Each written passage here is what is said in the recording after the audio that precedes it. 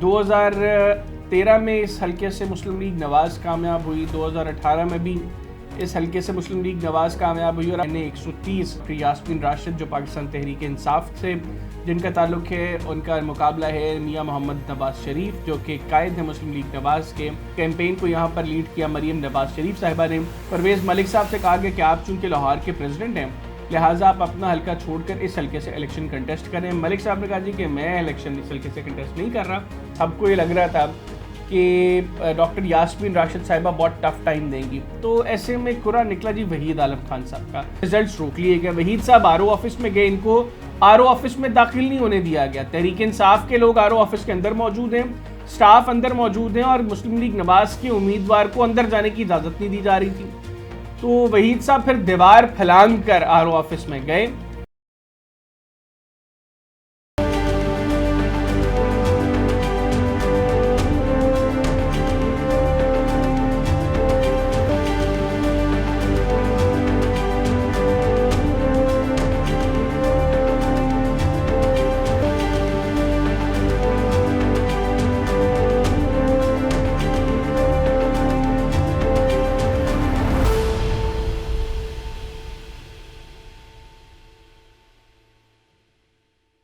बिस्मिल्लाहिर्रहमानिर्रहीम, अस्सलाम वालेकुम व्यूअर्स, मैं हूं हैदर हयात खान। आज के इस व्लॉग में हम लाहौर सिटी का एक हल्का डिस्कस करेंगे और ये वो हल्का है जो गुज़िश्ता दो जो इंतखाबात हैं, 2013-2018 के जो इंतखाबात हैं, इनमें जो लाहौर के सबसे ज़्यादा डिस्कस होने वाले हल्के हैं उनमें से एक हल्का है। 2013 में इस हल्के से मुस्लिम लीग नवाज़ कामयाब हुई, 2018 में भी इस हल्के से मुस्लिम लीग नवाज़ कामयाब हुई और अब 2024 के जो इंतखाबात हैं जो अब चंद रोज़ की दूरी पर हैं, इन इंतखाबात में इस हल्के से कौन जीतेगा, हम एक क्रिटिकल एनालिसिस इस वीडियो में आपके साथ शेयर करेंगे। और आप लोगों से भी रिक्वेस्ट करेंगे कि कमेंट सेक्शन में आप भी हमें बताएं कि आपके नज़दीक लाहौर का हल्का NA 130 जहां पर बड़ा मुकाबला है डॉक्टर यास्मीन राशिद जो पाकिस्तान तहरीक इंसाफ से जिनका ताल्लुक है, उनका मुकाबला है मियां मोहम्मद नवाज शरीफ जो कि कायद है मुस्लिम लीग नवाज़ के और साबिक वज़ीर आज़म हैं। 2013 और 2018 में ये हल्का बहुत डिस्कस हुआ। रीज़न 2013 में इस हल्के से नवाज़ शरीफ साहब खड़े हुए थे, 2018 में इस हल्के में मुस्लिम लीग नवाज़ की जो टॉप टियर लीडरशिप है उसमें से कोई इस हल्के से इलेक्शन कंटेस्ट करना नहीं चाह रहा था क्योंकि उनको अंदाज़ा था कि यह हल्का कितना डिफ़िकल्ट है। तो उन चीज़ों को सामने रखते हुए एक कारकुन को टिकट दिया गया, फिर वो कारकुन किस तरीके से उन इंतखाबात में जीता वो सारे एपिसोड भी मैं व्लॉग में आगे चलकर आपको बताऊंगा। और अब 2024 में मतलब तीसरी मरतबा मुसलसल इस हल्के से डॉक्टर यास्मीन राशिद पाकिस्तान तहरीक इंसाफ की उम्मीदवार हैं, जबकि 2 मरतबा इस हल्के से नवाज शरीफ साहब और 1 मरतबा वहीद आलम खान साहब इस हल्के से मुस्लिम लीग नवाज के टिकट पर इलेक्शन कंटेस्ट कर चुके हैं। 2013 में ये हल्का था कि NA 120, 2018 में ये हल्का था NA 125 और अब 2024 में ये हल्का है NA 130, यानी 5-5 डिजिट्स जो है वो इम्प्रूव होता रहा है ये हल्का हर 5 साल के बाद जो इंतखाबात आते हैं। अब तो बहरहाल 6 साल के बाद इंतखाबात आए हैं, लेकिन फिर भी ये 25 से 30 ही हुआ है। 13 का जो रिज़ल्ट है जो NA 120 हुआ करता था तब NA 130 जो अब है उसमें हाफिज़ सलमान बट मरहूम जमात इस्लामी के उम्मीदवार थे और 952 वोट्स बट साहब ने हासिल किए थे और 5वें नंबर पर है। चौथे नंबर पर थे मौलाना हाफिज़ सनाउल्लाह साहब, जमीयत उलमा इस्लाम फजलुर रहमान ग्रुप की तरफ से उम्मीदवार थे। 1152 वोट्स इन्होंने हासिल किए, यानी 1152 वोट्स हासिल किए और ये चौथे नंबर पर रहे। तीसरा नंबर था पाकिस्तान पीपल्स पार्टी का और ज़ुबैर कारदार साहब इस हल्के से उम्मीदवार थे और पीपल्स पार्टी के टिकट पर इलेक्शन कंटेस्ट करके इन्होंने 2604 वोट्स हासिल किए थे।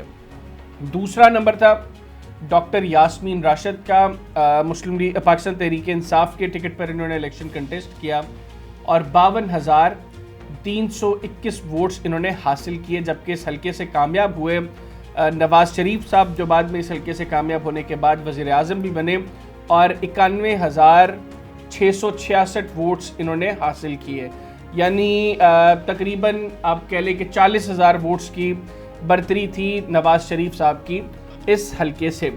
2013 में वो कामयाब होने के बाद वज़ीर आज़म बने, बाद जब उनको नाअहल किया गया तो ये हल्का वैकेट हुआ। इस हल्के में बाई इलेक्शन हुआ और उस बाई इलेक्शन में नवाज़ शरीफ साहब की जो बेगम है कुलसूम नवाज़ मरहूमा, उन्होंने इस हल्के से बाई इलेक्शन में हिस्सा लिया और जैसे ही बाई इलेक्शन अनाउंस हुआ, कलसूम नवाज साहिबा बीमार पड़ गई और वो इलाज के लिए लंदन चली गई। कैंपेन को यहाँ पर लीड किया मरीम नवाज शरीफ साहिबा ने, और उस वक्त जो नताइज आए वो कुछ यूँ थे कि तकरीबन 47,099 वोट्स हासिल किए थे डॉक्टर यास्मीन राशिद साहिबा ने, ये मैं बाई इलेक्शंस की बात कर रहा हूँ, और 61,745 वोट्स हासिल किए थे कलसूम नवाज साहिबा ने। और ये 2017 में बाई इलेक्शंस हुए, यानी एक मरतबा फिर इस हल्के से पाकिस्तान मुस्लिम लीग नवाज कामयाब हुई।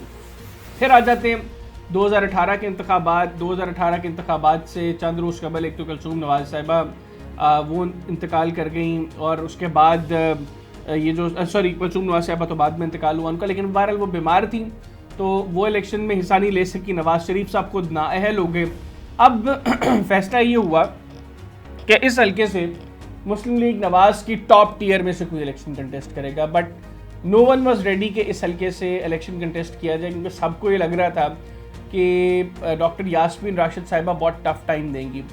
जो कुरा है वो इनिशियली परवेज़ मलिक साहब के हक में निकला। परवेज़ मलिक साहब उस वक्त मुस्लिम लीग नवाज लाहौर के सदर थे, तो लाहौर का सदर मुस्लिम लीग नवाज का होना एक बहुत बड़ी अथॉरिटी थी, बहुत बड़ी पोजीशन थी।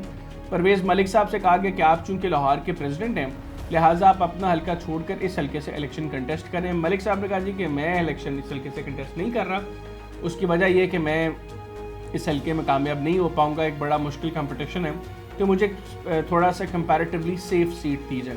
फिर उनको जौहर टाउन वाले हल्के में लाया गया। बाद में उनका भी बहरहाल इंतकाल हुआ और उस हल्के में भी बाई इलेक्शन हुआ, जो उनकी बेगम जो हैं वो शाइस्ता परवेज़ मलिक जीती। बहरहाल हम अभी चूँकि NA 130 डिस्कस कर रहे हैं, तो 2018 में ये बन चुका था जी NA 125।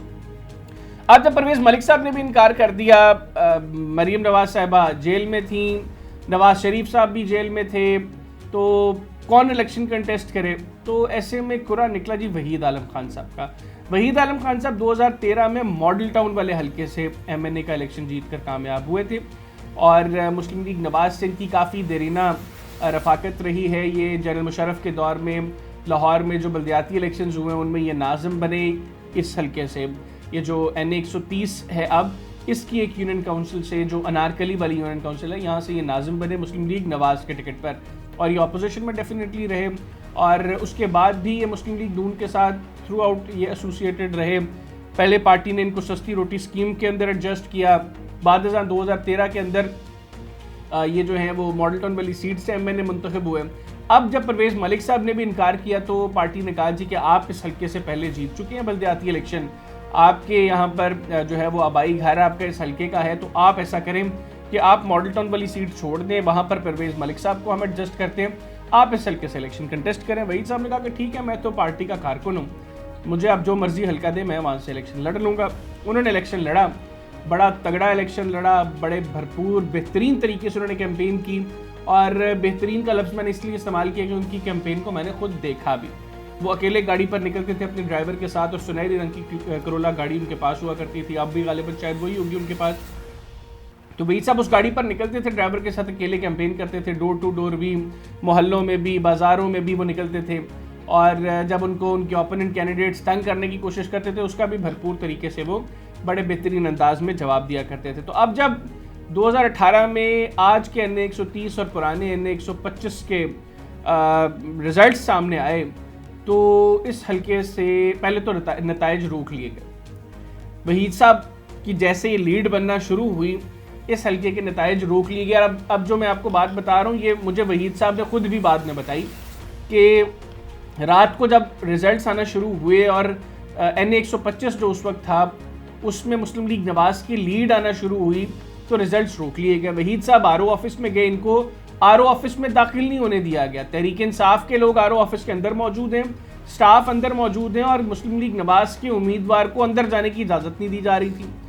तो वहीद साहब फिर दीवार फलांग कर RO ऑफिस में गए, और वहाँ पर जाकर इन्होंने एक शख्स का फ़ोन करवाया RO को, और उस शख्स ने RO को ये कहा कि जेन्युइन रिजल्ट्स जो है इस हल्के के वो तुम दिखाओगे, उसमें वहीद आलम हारता है तो वहीद आलम हार जाए, वहीद आलम जीतता हुआ और उसको हराया गया तो फिर तुम्हारे साथ अच्छा नहीं होगा। ये RO को 2018 के इंतखाबात में जब रिजल्ट्स आ रहे थे उस वक्त कन्वे किया गया। बहरहाल जब रिजल्ट्स दोबारा आना शुरू हुए तो डॉक्टर यास्मीन राशिद साहिबा पाकिस्तान तहरीक इंसाफ के टिकट पर उन्होंने 1,05,857 वोट्स हासिल किए और वो रनर अप रही। और वहीद आलम खान साहब 1,22,327 वोट्स लेकर यानी तकरीबन 17,000 वोट्स की लीड के साथ NA 125 जो आज NA 130 है वहाँ पर इलेक्शन जीतने में कामयाब हो गए। अच्छा, बाद में डॉक्टर साहबा को पंजाब की मखसूस नशिस्त पर MPA बनाकर पंजाब का वज़ीर सेहत बनाया गया।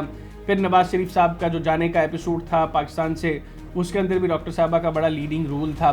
पर हम उस बहस में नहीं आते, अब हम आ जाएँ दोबारा आज के इंतखाबात के ऊपर। अब ये हल्का है जी NA 130 और इस हल्के से नवाज शरीफ साहब, जिस तरह मैंने आपको पहले भी बताया कि इलेक्शन लड़कर जीत चुके हैं, तो मुस्लिम लीग नवाज ये समझती है कि ये हल्का आज भी उतना ही कंफर्टेबल है जितना पहले था नवाज शरीफ साहब की ज़ात के लिए।